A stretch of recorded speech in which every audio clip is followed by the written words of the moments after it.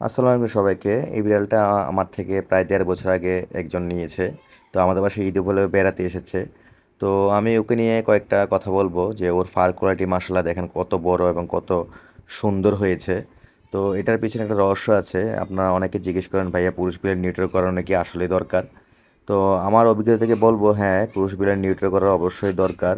কারণ নিউট্রাল করানোর পরে কিন্তু যেখানে সেখানে স্প্রে বন্ধ করে দেয়। মিটিং করার জন্য চিৎকার করে এটাও বন্ধ করে দেয় এবং যেখানে সেখানে পটি করে ফেলে এটাও বন্ধ করে দেয় এবং ঘর থেকে বের হওয়ার জন্য যে প্রবণতা থাকে এটাও বন্ধ করে দেয়। তো সবচেয়ে বড় সুবিধা হলো ওদের ক্যান্সার এবং অন্য জটিল রোগের যে ঝুঁকি থাকে এগুলো কমে যায়, গড় আয়ু বেড়ে যায়।